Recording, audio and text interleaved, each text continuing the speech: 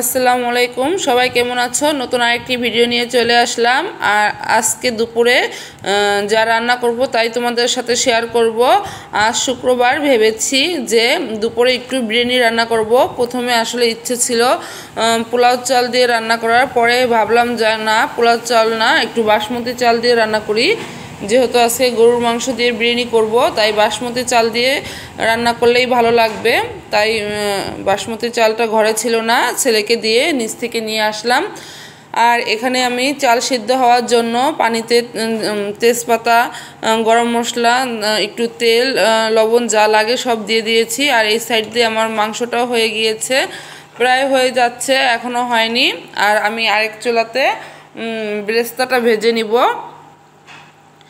আসলে আমি আজকে বিরিয়ানির মাংস রান্নাটা তোমাদের সাথে শেয়ার করিনি। তোমরা যদি কেউ দেখতে চাও আমি বিরিয়ানিটা কিভাবে রান্না করেছি, তাহলে অবশ্যই কমেন্ট করে জানাবে, আমি তোমাদের সাথে শেয়ার করব। আর এখানে আমি চালটা এখন ধুয়ে নিব, খুব ভালো করে ধুয়ে তারপরে 10 মিনিট, মনে করো যতক্ষণ পর্যন্ত না পানিটা গরম হচ্ছে এতক্ষণ যাবত একটু ভিজিয়ে রাখতে হবে। তারপরে দেখা যাচ্ছে চালটা গরম পানিতে দিয়ে সিদ্ধ করে নিতে হবে। পুরোপুরি সিদ্ধ না করে যখন অল্প একটু বাকি থাকবে ফুটতে, মনে করো যে হাত দিয়ে টিপে দিলে একটু শক্ত শক্ত পরিমাণ মনে হবে, তখনই এটা নামিয়ে নিতে হবে। আর এটা ঝরঝরে অবস্থা থাকতেই একদম আমি মিশিয়ে নিব। এটা আসলে আমি পাক্কি বিরিয়ানি বা কাচ্চি বিরিয়ানি রান্না করতেছি না, যে ঘরে যে সবসময় রেগুলার যে বিরিয়ানি রান্না করি ওইভাবে বিরিয়ানিটা রান্না করব। আর খেতে খুবই মজা হয়, এভাবে রান্না করতে পারো। আর তরকারি কালারটার মধ্যে হলুদ হলুদ দেখা যাচ্ছে, আসলে আমি এখানে একটু হলুদও ব্যবহার করিনি। এখানে আমি সরিষার তেল ব্যবহার করেছি, আর যে মশলা এগুলোতেই এই কালারটা চলে আসছে। আর আমি এখানে বেরেস্তাটাও ভেজে নিচ্ছি, বেরেস্তাটা একদম লাস্টের দিকে দিয়ে দিব। আর এখানে বাদাম বাটা বা দই, দুধ যা যা লাগে আমি মাংসে দিয়ে দিয়েছি। চালের মধ্যে আর কিছু দেওয়ারই দরকার নাই, খুব সহজেই বিরিয়ানিটা রান্না করা যায়। তোমরা ইচ্ছা করলে এভাবে রান্না করতে পারো। আর আমি এখানে আজকে বাদাম বাটাটা বেটে, কিশমিশ বাটা, বাদাম বাটা এগুলো সব বেটে একবারে মাংসতে দিয়ে দিয়েছি। এখন চালটা সিদ্ধ হলে পরে আমি এখানে ঝরা দিব, ঝরা দেওয়ার পরে আমি মিশিয়ে নিব। আর যেহেতু শুক্রবার, ভাবলাম তোমাদের ভাইয়াও বাসায় আছে, সবাই আমরা বাসায় যেহেতু আছি, বাচ্চাদেরও আজকে স্কুল নেই, সেহেতু আজকে বিরিয়ানিটা খাওয়াই যাক। আর এইভাবে একটু নেড়ে দিতে হবে। চালটা একটার গায়ে একটা লাগবে না, যেহেতু এখানে তেল দেওয়া আছে, এই জন্য এখানে আর চালটা লেগে যাবার ভয় নেই।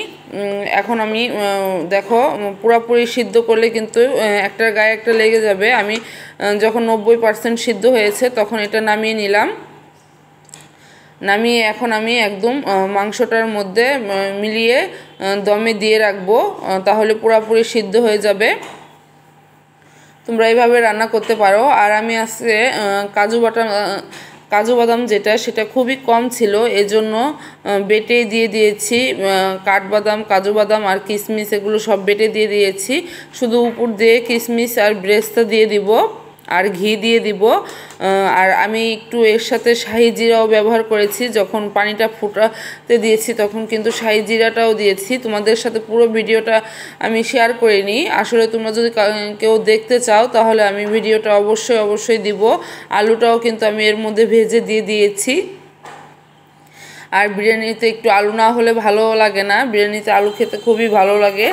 আর এর মধ্যে কাঁচামরিচ, ঘি, বেরেস্তা এগুলো সব আমি দিয়ে দিয়েছি। আজকে আমার ঘরে আলু বখরা ছিল না, এই জন্য আলু বখরাটা দেইনি, কিন্তু এখানে কিন্তু বাদাম টাদাম এগুলো সবই দেওয়া হয়েছে। তোমাদের সাথে শেয়ার করলাম একদম লাস্ট টাইমে। প্রথমে ভেবেছিলাম আজকে ভিডিও করব না, তারপরে আবার ভাবলাম যে না, ভিডিও করে তোমাদের সাথে শেয়ার করি, যেহেতু আজকে ভালো কিছু রান্না করতেছি। খারাপ কিছু ভালো কিছু সবসময় তো যখন যেটা রান্না করি তোমাদের সাথে শেয়ার করি, এজন্য ভাবলাম যে আজকেও কেন শেয়ার করব না। আর আমি খুব বেশি কথা বলতে পারি না, কথা বলতে গেলে হয়তো বা আমার একটু বাজে, সবাই মনে কোনো কিছু নিবে না। আস্তে আস্তে হয়তো বা কথা বলতে বলতে তোমাদের সাথে ঠিক হয়ে যাবে। দেখো তোমাদের ভাইয়া নামাজ থেকে এসেছে এবং আমার ছেলেও নামাজে গিয়েছিল, এসে এখন আমরা সবাই একসাথে খেতে বসেছি। ডাইনিংয়ে বসিনি, একদম খাটের উপরে একটা গ্রাউন্ড শিট বিছিয়ে নিয়েছি, তারপরে এর উপরে আমরা সবাই মিলে একসাথে এখানে বাতাস আসতেছিল জানালার পাশ দিয়ে বসে সবাই খাওয়া দাওয়া করব। বিরিয়ানিটা একদম ঝরঝরে হয়েছিল। আর তোমাদের ভাইয়াও বলছিল, আমার ছেলে মেয়ে সবাই বলতেছিল যে বিরিয়ানিটা খুবই মজা হয়েছে। আর ঘ্রাণও আসতেছিল, যেহেতু ঘি দিয়েছি ঘ্রাণ তো করবেই, ঘিটাও অনেক ভালো একটা ঘি ছিল। আজকে ঘিটা শেষ হলো, আবার এই ঘিটা আনতে হবে। আমার ভিডিওটা যদি ভালো লাগে অবশ্যই কিন্তু তোমরা আমাকে জানাতে পারো, আর এটাও জানাতে পারো যে আমার বিরিয়ানিটার রেসিপি চাও কি না, তাহলে আমি তো অবশ্যই তোমাদের সাথে শেয়ার করার চেষ্টা করব।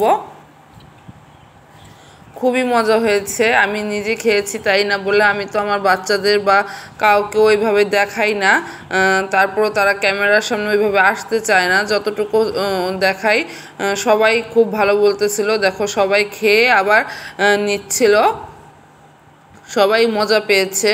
এভাবে রান্না করতে পারো, যারা বিরিয়ানি রান্না করতে ভয় পাও অবশ্যই এভাবে চালটা ফুটিয়ে নিয়ে রান্না করতে পারো। আবার আমি আরেকদিন তোমাদের সাথে পাক্কি বিরিয়ানি যেটা, সেটাও রান্না করে দেখাবো।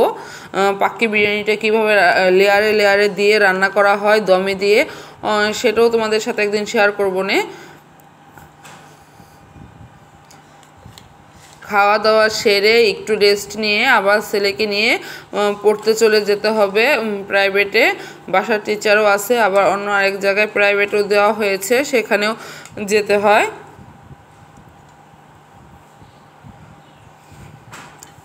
সবাই ভালো থাকবে, সুস্থ থাকবে, আমাদের জন্য দোয়া করবে, আর আমরাও তো তোমাদের জন্য দোয়া করি। ভিডিওটা ভালো লাগলে অবশ্যই একটা লাইক দিবে। ভিডিওটা অনেক বড় করিনি, তোমরা চাইলে অবশ্যই এর চেয়ে বড় বড় ভিডিও করে দেখানোর চেষ্টা করব। খুবই মজা হয়েছিল আজকের বিরিয়ানিটা। আসসালামু আলাইকুম।